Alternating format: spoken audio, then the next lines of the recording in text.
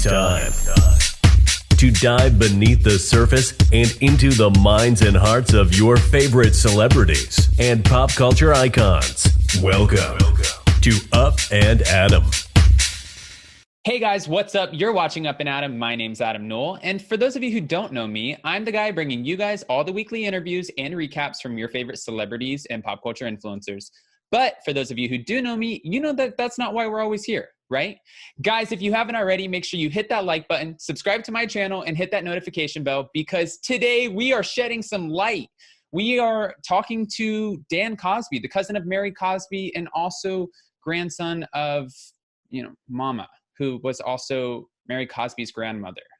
This is going to be an intense conversation, and I just want to say before we get started that we are completely leading with, just positivity and light. This is not meant to be negative or gossipy or aggressive in any capacity. So with that being said, let's jump right in. First, good morning, and thank you so much for joining me today. But can we start off with having you introduce yourself? Yeah, I'm Dan Cosby. I am the grandson of the late Dr. Rosemary Redmond Cosby, who they call Mama. And I'm Mary's cousin. Okay. I know that we had a conversation before this, and again, I appreciate you reaching out. I also want to start off by saying thank you so much for your service because, we love our vets and we appreciate you. Yeah. All right. So just a little bit about you and your background. Obviously, when you reached out to me and we started talking, you're Mary's cousin and you were a part of the same church, Faith Temple, that Mary is currently at some point, right? Yes. After I got out of the service, and while I was in the service, I would have conversation with Mama, and I was kind of at a point where I either re-enlist. I was in for 6 years, but I was at the point where I really didn't know my grandmother, and so I was on the phone extensively trying to decide what to do. And she never told me to get out or anything like that, but I wanted to get to know her a little bit better. And so I applied for the early out program. And, I had some issues going on as well. So it was just the right thing to do.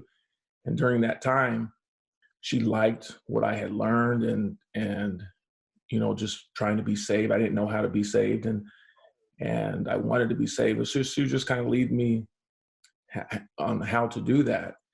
And so when I got out,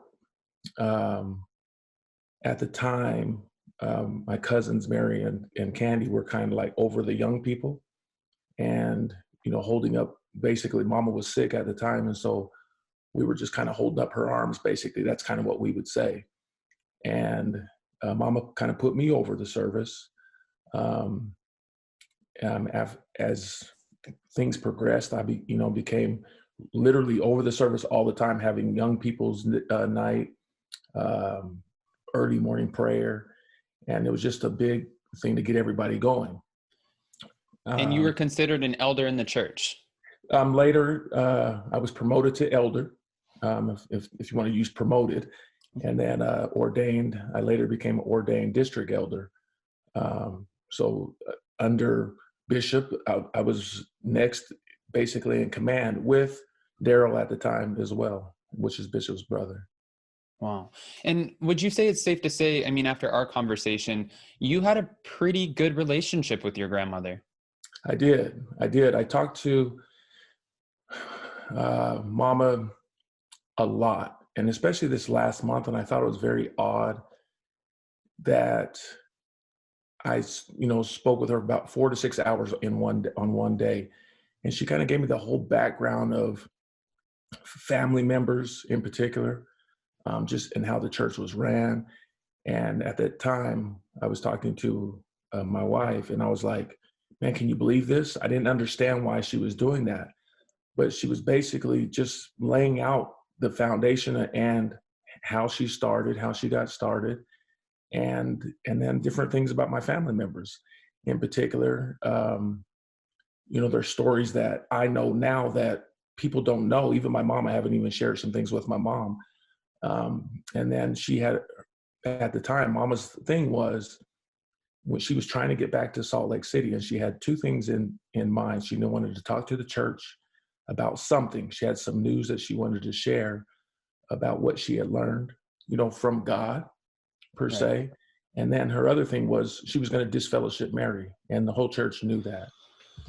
Okay, so for anyone who's watching this, and that word gets me every time, Right. I asked you when you said that word to me, I said, is that considered the same as being excommunicated from the church? And you said pretty much the same thing, right? Yes. Okay. So through our history, there were very few people that ever got excommunicated. Excommunicated or disfellowship is not a good thing. Usually affairs, just basically doing things that you really shouldn't be doing. That would be a reproach on the church. And Mama was never for anybody or any person bringing a reproach onto the church. Okay. And you said in order to go through that process, I mean, there's extensive counseling in order to keep you in the church. Like, you go through a lot in order to be either excommunicated or disfellowshipped. Right. Mama would have counseling, we call them counseling sessions or whatever. And her main point was to get people back on the right track. Talk to them about maybe, their confessions or what they're dealing with, maybe their heart. She always dealt with the heart and having a clean heart. And no matter what people say, I always looked at it because I was really, even though I grew up in the church my whole life, I really didn't know it until she really started talking to me. And her point was, no matter what religion you are, and that's part of the military, I just learned to respect people, respect religions as a whole, no matter what. So what her, people, I was just reading some of the comments, and of course people have always want to downplay or talk about another religion. But at the end of the day, what I felt about Mama was she lived right. You really couldn't spot her life because there was always good in it. She had a great, the Mormon religion, the I think they called the 12 apostles and the 72 or something like that. I don't know the whole terminology, but they respected her because of what she stood for.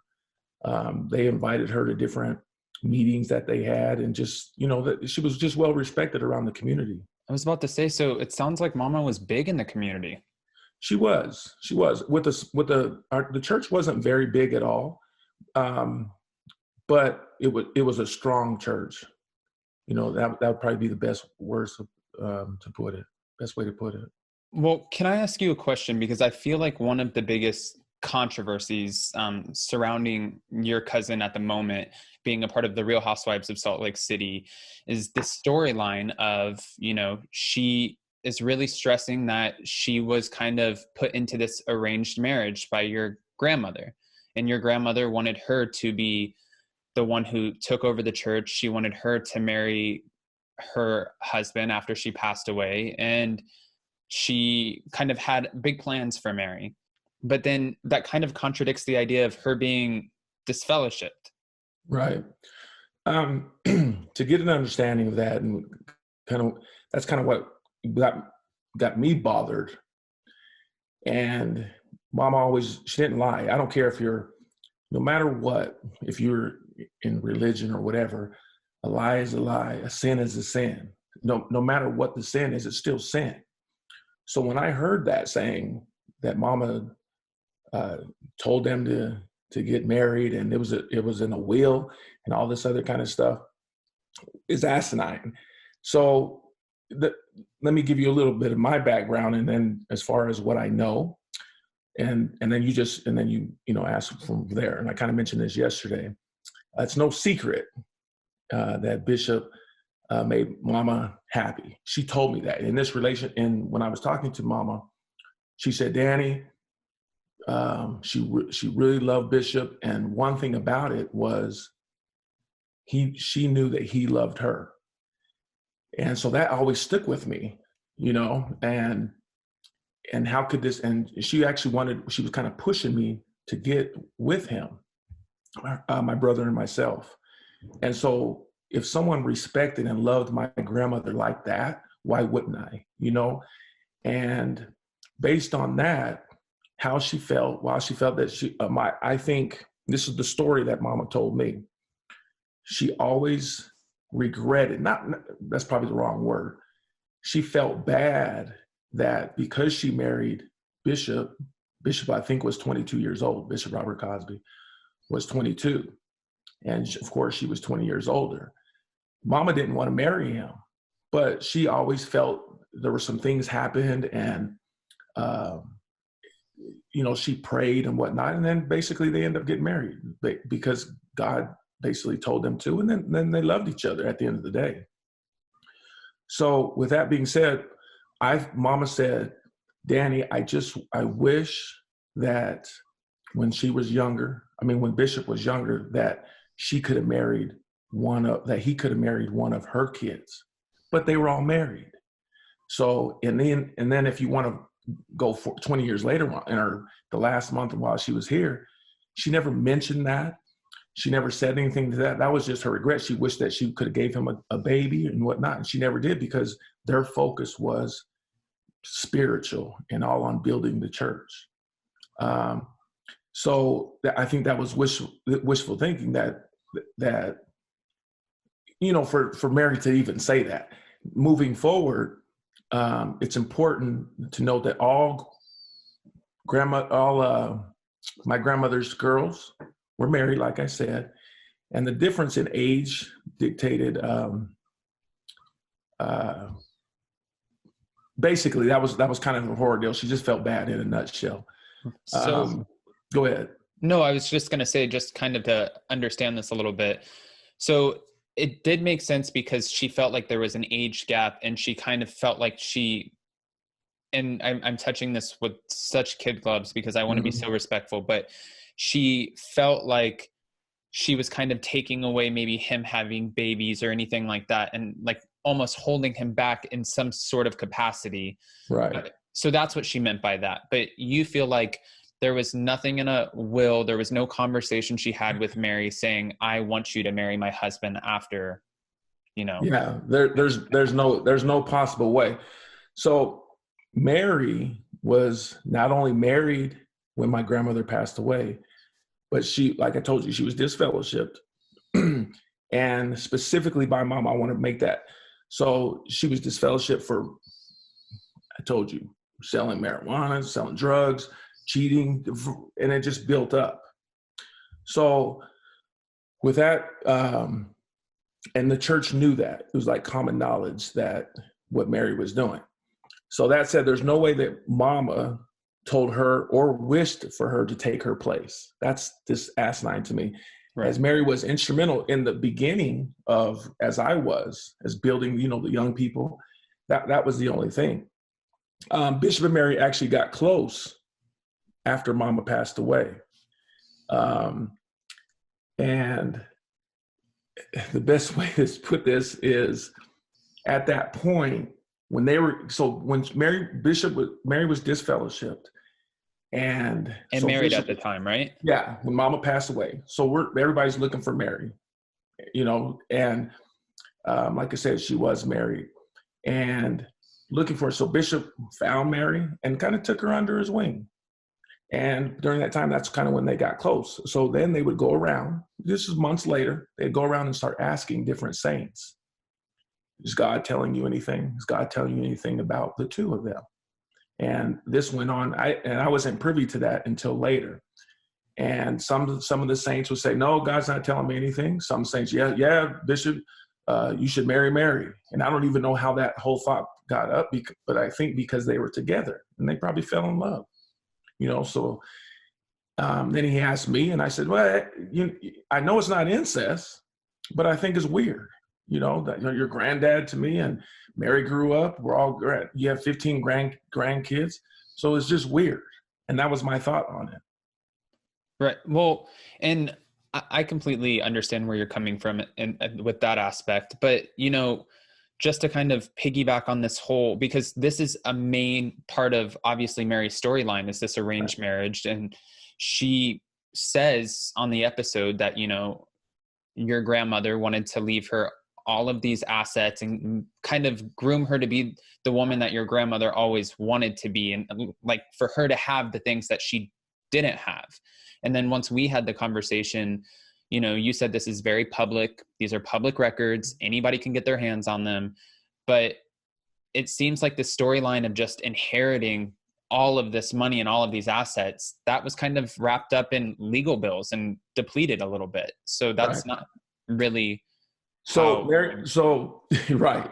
So Mary suggests that she's inherited my grandmother's things. Okay. I think that's in contradiction to what is part of, like you said, it's the official public record. I mean, they're saying, where's the will? Where's the will? They went to court because there was no will.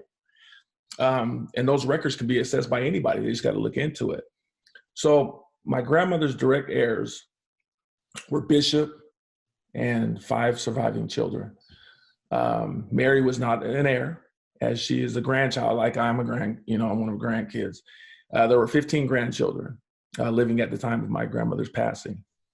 I just wrote some notes here to like make sure. So at the close of her estate, nobody received anything. Mary's mother kept a court battle going on for 10 plus years over basically a lie, and in the end, the attorneys, the administrators had eaten up basically all the monies that there were, and that was liquidated to the estate, which was not very much in a if you want to get technical. The bulk of the estate, there were 4 properties in all, and they had mortgages. 2 of them still exist, and they automatically belonged or by default to Bishop. I mean, it's kind of common sense, right? And he was the co-owner and the surviving husband, right? Which, like I said, wasn't very much. Go ahead. I think you're. No, I'm taking this in. So with that being said, let me think here. It's early. There was a record shop, Rosie's Balloons. That was Rosie's.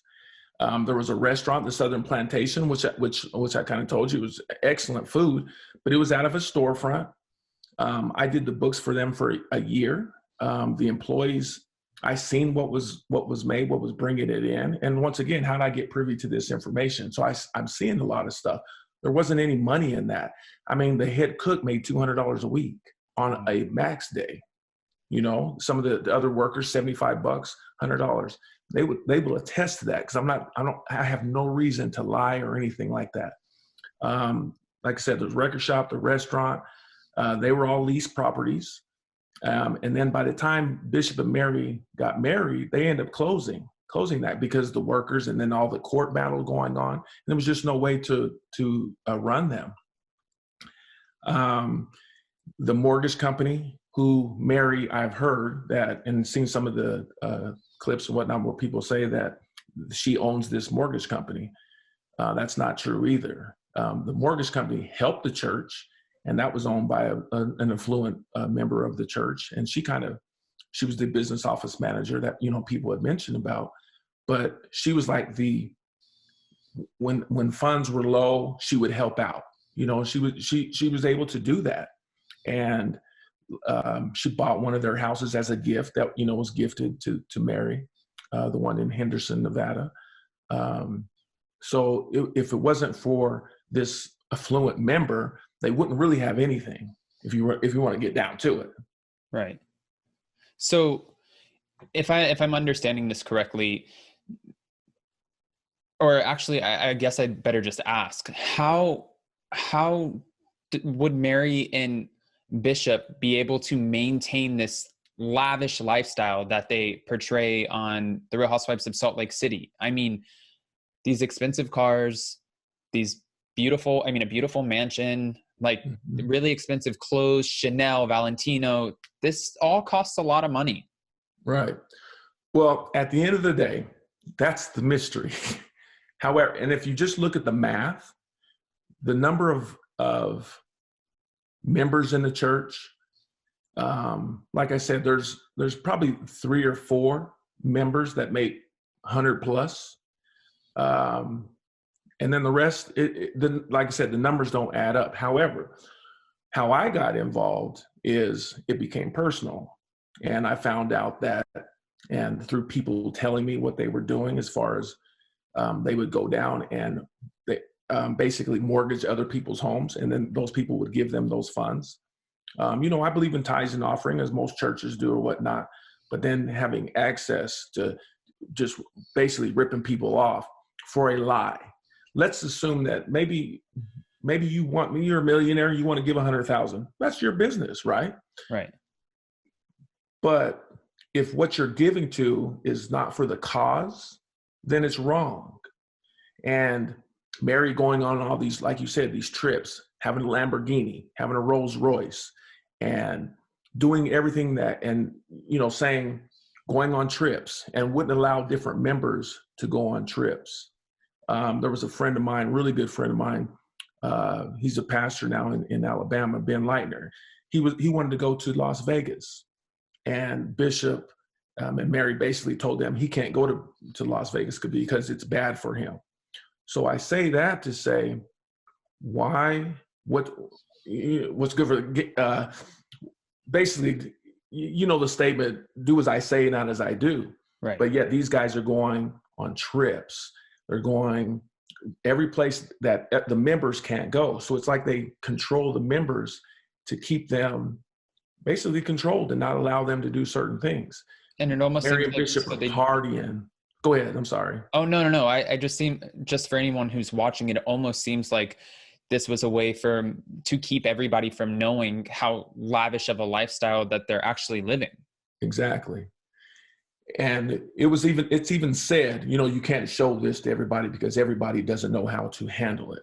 And then they always use the jealous things. And you'll hear Mary always use the word jealous. She'll think I'm jealous, which is asinine to me, and I sent them a text message asking them to share with my mom what's really going on there at the church and where they stand at. And, I asked my mom, when's the church going to be open? And, she said, oh, Mary says she's waiting on God. Well, while they haven't been going to church, and of course, COVID, there's some conditions that can't go on, but churches are surviving. They're having churches. You can do any types of things. The church is in limbo right now. So where's that funds? If you're so into God and you have these funds available, why is the church just sitting there, right, as of today, right now?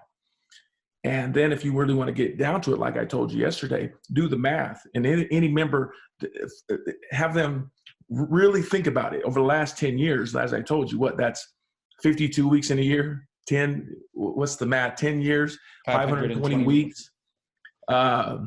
They've showed up less than 20 times, maybe 30. Tell them to do the math. So Mama always said, if you're not in church 2 or 3 Sundays, you're considered a backslider. I know that's a figure of speech, but how is the pastor or the co-pastor or Mary or the leader of the church, and you never see them? So then they would justify saying, oh, we're having a meeting over the phone. But then they would have council or saints meetings or whatever, asking for money. They need to fundraise for money. They need to have dinners and whatnot. Where's that going? To help Mary for a surgery, or to help Mary because she has her boils? Where the truth of the part where Mary's saying that, yes, she has boils. She has, I told you, my brother, my mama, it is a disease. They are painful. But does that mean you dictate and you take all the people's money and you pay for those surgeries? But that's not all where the money's going. You see what I'm saying? Right. And I don't have an issue with how a pastor or co-pastor spends their tithes and offering. But when you're not doing what's supposed to be done, or running a church, basically, then that's wrong. Or if the pastors are, if the pastor, which is factual, and say Bishop is doing his sins, which I told you I have proof of that. Mary's in her sins in a 3-year relationship, having affairs. How come that's not being said to the church? She's deceiving members of the church, which is bad. So when we had the conversation, you said things got personal for you because your mom is now being kind of sucked into this in some capacity when you re-mentioned the mortgage stuff, right? Yep. So kind of almost like they're going around and convincing different members of the church allegedly, to pull out money from their mortgages and kind of contribute that back to the church. Right. In order to somehow fund this lavish lifestyle. Right. So I'm gonna give you 2 examples. Okay. And there's many more. I can say names, but I won't do that. Right. Let them tell their own story. But where it became personal, I found out, and like I said, my mom worked for the business managers with her company or whatnot. And my mom also, for the last 40 years, has worked at the daycare, which is under the church, and basically given her life. And so this office manager helped my mom, basically paid my mom, you know. And what I didn't like is I heard that Mary got up and put my mom on display in front of the church and said, "We pay all your bills. We have taken care of you your whole life," which is asinine. And if I was there, that wouldn't have happened. I promise you that. But anyway, this office manager is my mom's, one of my mom's, or used to be one of my mom's best friends, and has been taking care of my mom and financed and was helping my mother with her mortgage, basically paying for it. And it was told to me that it was almost paid off. And my sister and some of Mary's minions, who I won't mention, but I can say my sister because I know she was with them, went down and had my mom sign off some papers, some mortgage papers. And my mom didn't know what she was doing. She said, she told me this was just good for, you know, it was going to lower my payment or whatever the case is. And refinance that. My mom didn't see anything. They didn't give my mom any money. She don't even have the documents to this day. She don't even know what she signed. That money went to them. Another gentleman told me he gave over, they signed the paperwork of his mortgage of over $300,000. Wow. And gave to them because he felt it was God-like, or it was supposed to do it because Mary's God, and he felt that was what he was supposed to do. Now, when you say Mary is God, is this a popular belief within the Faith Temple Church? That, I mean, do many people believe Mary is God, and why would they believe that she? I mean, is that a normal thing? I wouldn't say it's normal.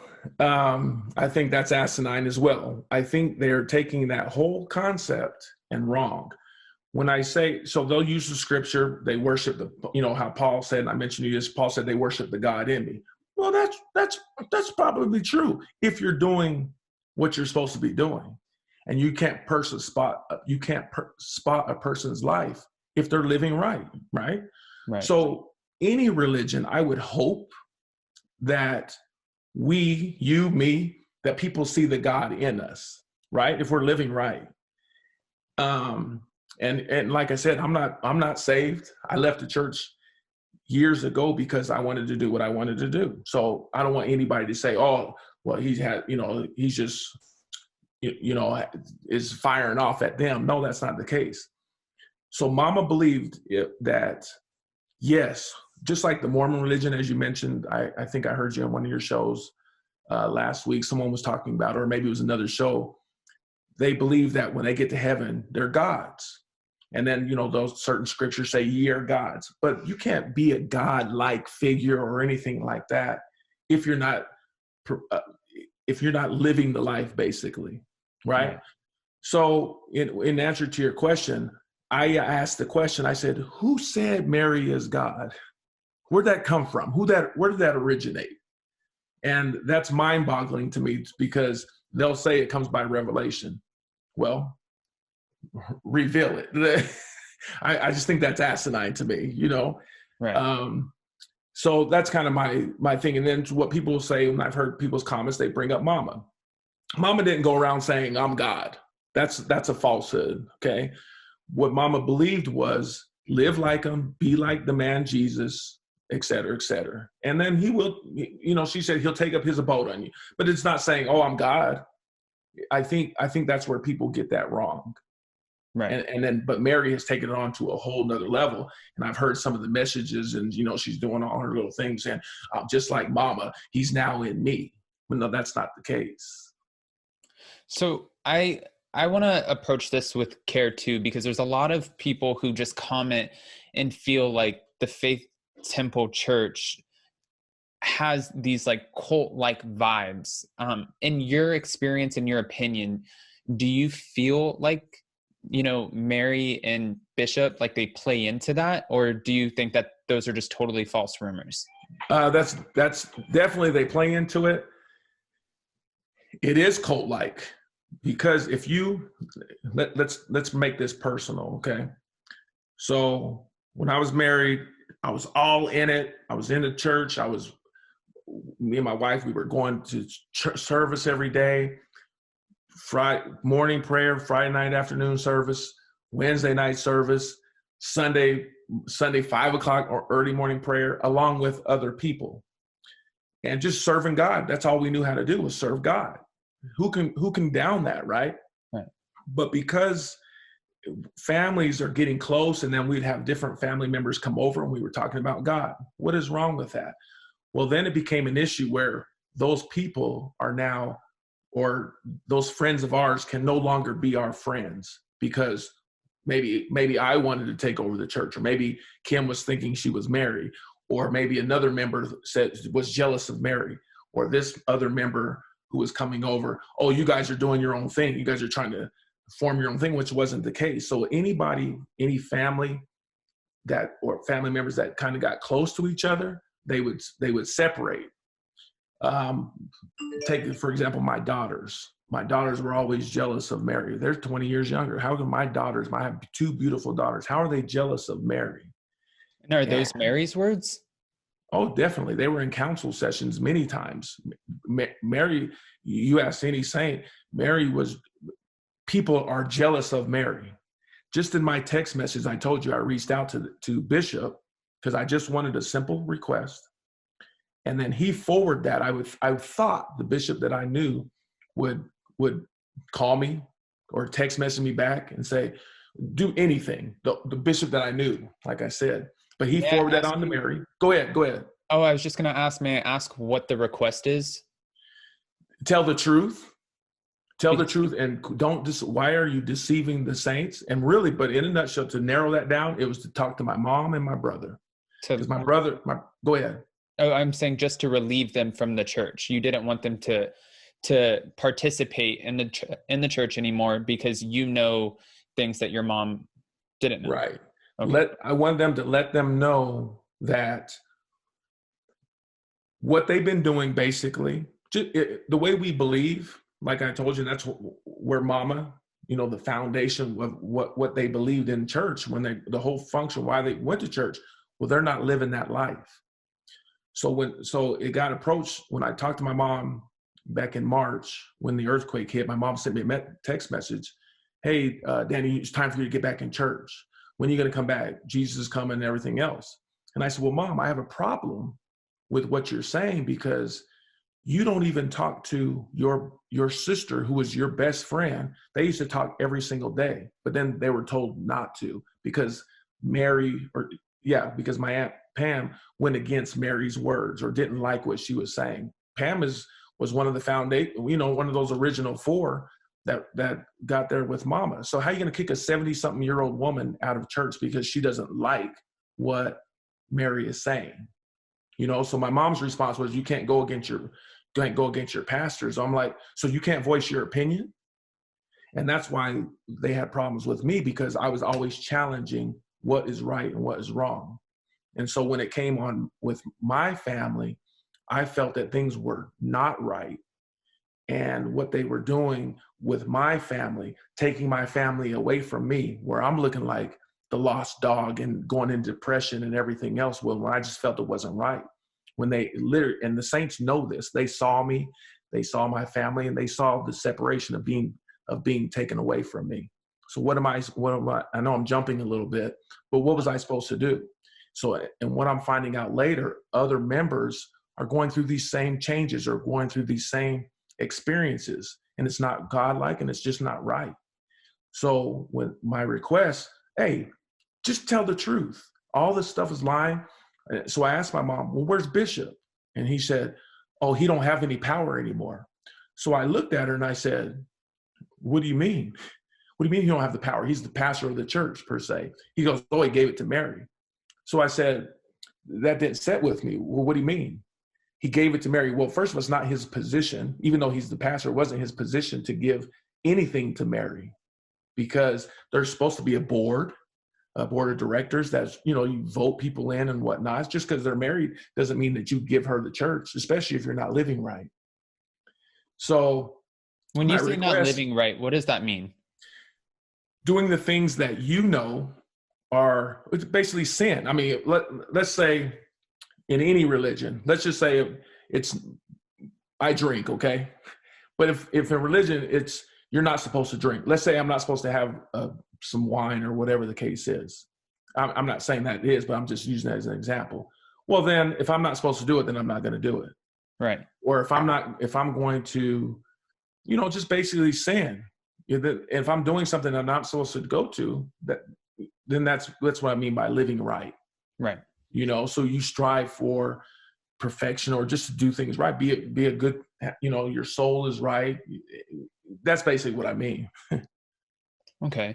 And, I know that you said that you reached out to Bishop, and Bishop also shared that message with Mary, because you were pretty much just trying to have them let your family know what's going on in order to take your family out of this situation. One of the things that you mentioned already in this, so I don't feel like I'm bringing it up, because again, we had a conversation before this, and I want you to talk about whatever you're comfortable with talking about. Yeah. But one of the things that you've already mentioned on here was that there was a 3-year affair. Would that be one of the things that you were threatening to expose to your family in order to show them how not godlike Mary potentially is? Right. And definitely. And I had reached out to this individual, and this individual reached out to me as well, because all I was doing at the time, I'm not a gossiper. I don't get in people's business like that. I'm not a talker. Like I said, I left the church. I was a district elder. You would think, what do I could have been involved in all of that, but I just felt that it wasn't right. Right. So moving forward, and I seen, like I said, what they were doing, and I'm like, is that really what they're supposed to be doing? And so I walked away. So I have nothing to gain from anything except what Mama stood for. So if Mary is out, like I said, and I sent my mom a text message saying, Bishop is not right. Bishop is contacting different women, sending pictures, sending messages, love songs, and everything else. And Mary is has had a 3-year affair, and actually talking to the gentleman as we speak as of today. Well, let me take that back. A couple of weeks ago, and sending him messages and harassing him. Well, so that's privy to me, and I won't share that, but I know. So don't profess something and expect other people, you're a leader of a church, then you're deceiving all those members, because at the end of the day, it's wrong. And what she's doing is wrong. And that's what I said, I will expose you, because I have all the facts. And I basically said, and she responded in her nasty text messages, call me. Oh, sorry, I didn't mean to say that, but sorry about that. But saying that I'm nobody, and she brought up the jealous again and everything. And I'm like, what am I jealous of? And then there was a church service that I went to go get prayer one day. This was years ago. And then she responded, well, God left you. He doesn't want you anymore. The whole church witnessed that. And I'm like, well, first of all, when he was praying for me, what was going on in my mind was, he's telling me to give up. Okay. So I'm like, well, what am I giving up? You telling me that my family, I have to let my family go up to your house every single day. And where I got offended by that, and I'm going to share something with you, whether this makes sense or not. You and I are talking right here, right? Right. And you see me drinking my coffee. How they make you think. And so relate this to my family. If my family was going up there every single day for hours and being gone hours, then I come and I have a problem with that, and I address those issues. And then you tell me, I didn't see you drinking no coffee. And I'm like, I just was drinking that coffee. You saw me keep drinking this coffee, Adam. But that's how it was portrayed to me. I'm like, my family wasn't going up there every day. So I started keeping a 3-year journal of how often they were going. And that was kind of the down where my marriage went like that. Because they try to make me as a fool. Like, I didn't witness that, or I'm not seeing that. Right. Does that make sense? Yeah, it makes sense. So, and another thing too, because I know that your time's super important, and I appreciate you jumping on here. You're good. Yeah. One of the main kind of things that blogs and gossip sites are picking up on right now, and this little rumor mill that's swirling. I mean, you said 10 years in the church, 52 weeks in a year, and then only probably about 20 times that they've been over the last 10 years. Right. So there was a rumor that they disappeared to New York for 3 years. And it was because, again, she was having, surgery on boils and stuff like this. But then after we had a conversation, you said, well, living in New York, there was a very like lavish lifestyle behind it, like a 30-something thousand plus penthouse apartment. And that Mary had, that they were living in while still collecting money from the church while they're calling in, and kind of portraying that they're going through one thing when really they were just, it seems like they were living their best life. If that's. Oh, definitely. Mary was flying, and I mean, she has exposed on her Instagram. It's no secret, but that's why she blocks her stuff, or used to block it. She was going to Milan. She was going to Dubai. She was going to all over, and in New York. Bishop was in, and I think they were having their marital issues as well. Bishop's in Florida. She's in New York. When there was a time when Mary did have her surgery. She did have surgery. I'm saying that's no secret. Right. Other gentlemen would go there, and she wouldn't even allow her husband to go in there. And other people are, other men. And I'm like, how are you not letting your husband? So that lets me know there was some things going on where they're struggling. And I don't know when all this started, like where Mary is doing her thing and Bishop is doing his other thing. And maybe that's why their separation basically started. They'll tell you they're married. Right. They're still doing whatever they do. They support each other. I'm not saying that. However, they both know each other's darkness. Right. Okay. Well, and you're right. I'm sorry, Adam. You're right. The $32,000 a month penthouse apartment in New York. And I asked the question, how's that happening? If the church isn't being taken care of, how is this money, and why is this money being spent like that and doing that? It's just wrong. And especially when you don't go, you can't pastor a church to your sheep or your followers when you're away doing whatever you want to do. Right. Well, looking back and watching the episodes, there's only been 3 episodes that have aired so far on the Real Housewives of Salt Lake City. And you're watching how your cousin's whole storyline is being played out. What would you find to be the biggest mistruth? the biggest would be, and that's why, I would say all of it, because even watching, I'm like, that's not Mary.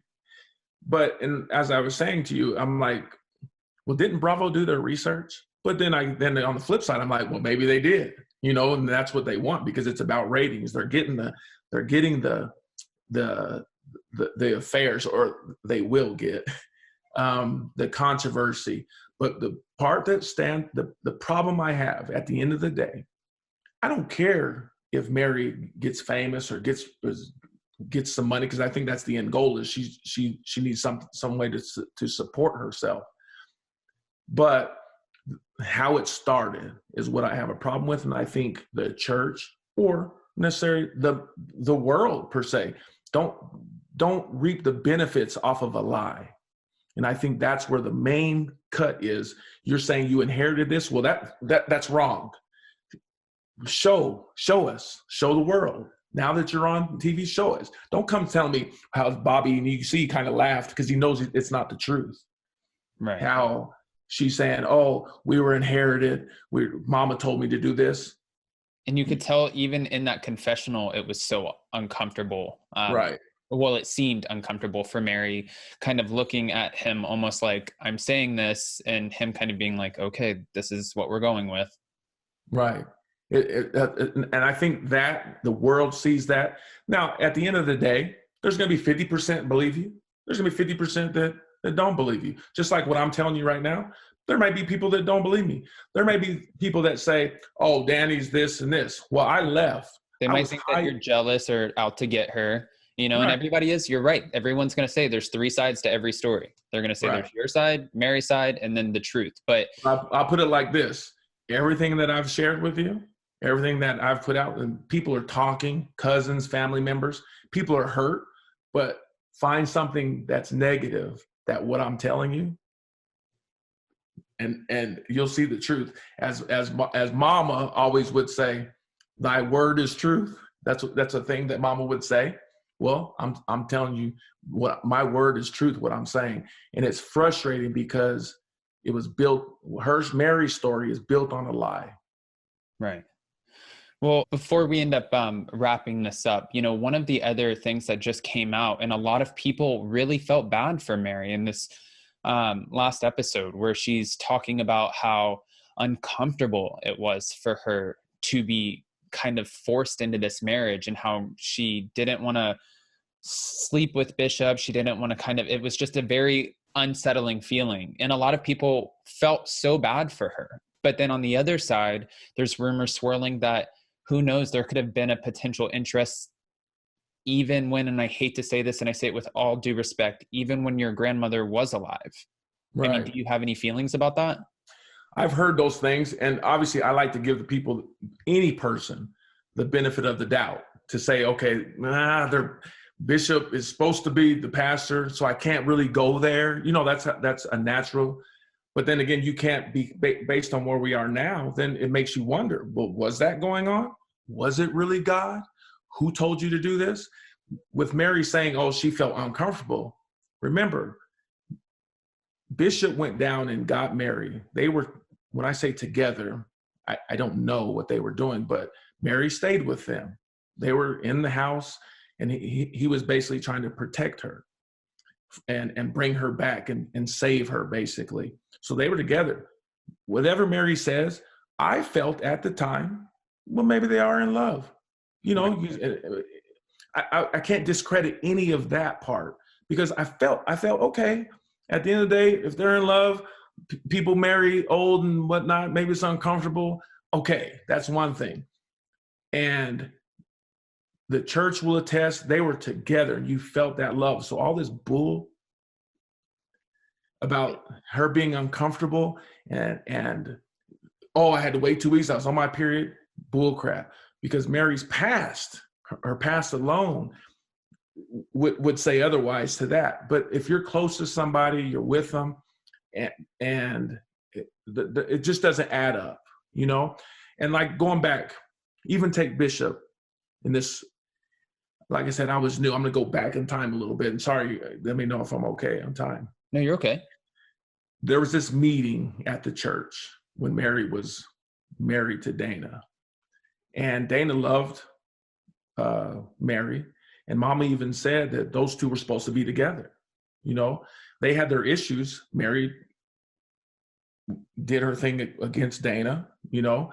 And so when there was this meeting at the church, and it was almost like, I kind of explained this to you yesterday, it felt like this was my thought. I said, is this scarlet letter going on?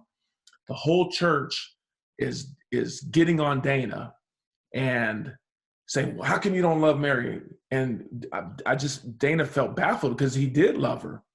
And I felt that he was confused, and people have talked to him since. And like, he goes, he didn't do anything wrong. But Bishop would put this out like, if you don't love her, you are not going to get her over my dead body and all this kind of stuff. So I felt that maybe that's where this whole thing started. Bishop wanted her for himself. He wanted to like keep it in the family per se, you know, being the pastor. But then they basically persecuted Dana over and saying, oh, you're doing this and you're these unclean acts. Mama would never disfellowship anybody or break up a marriage because someone gave somebody a BJ or some whatever. Sorry. No. But it just didn't happen. Mom, you would get counseled with. I mean, that's asinine, especially if you're married, you know, and you can say, okay, maybe the Bible says any unclean act or anything, don't do it. But she's not going to go say, get divorced over it. That wasn't Mama. And that's just not how it works.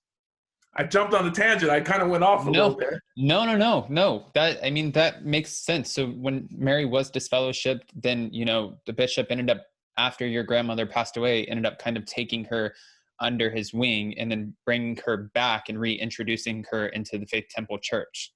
Right. Wow. Kind of brought Mary back in church. And like I said, there was 2 people that Mama was disfellowshipping.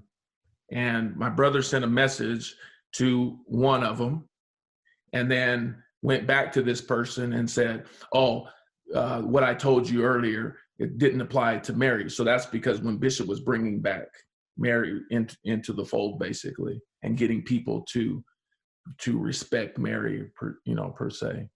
Wow. Holy cow. Well, Dan Cosby. Anytime you have a question, you can ask me because you're going to get straight from the truth.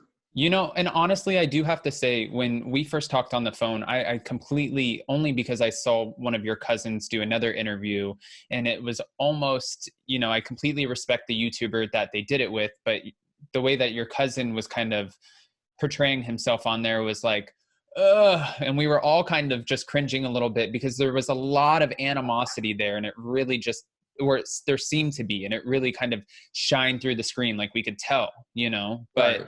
For you, you've kind of maintained your composure. You just are coming forward with this information. It's just the truth to you. And things got personal when your mom was brought into this, right. And yeah. I respect. And myself. And yourself, and my family. Yeah. And your family. And I respect you for sharing that story. I think this is really big of you. And, a lot of people are just going to be so like mind blown from this. I guess the best way I want to end this, because I like to end on a positive note. Mm-hmm. What are you hoping that people take away from watching this? Look at it. Just an individual from the church reached out to me this week, and I didn't tell him to leave the church. I didn't tell him what was going on. I didn't even tell him what I've just told you as far as the affairs. I didn't say any of that. Well, he may know now. The person who she's with, or who she was with, I gave them my confidence that I would never share his name. Right. That's those 2. At the end of the day, people analyze it, look at it, evaluate it, come to a conclusion, but you can't hide from the truth.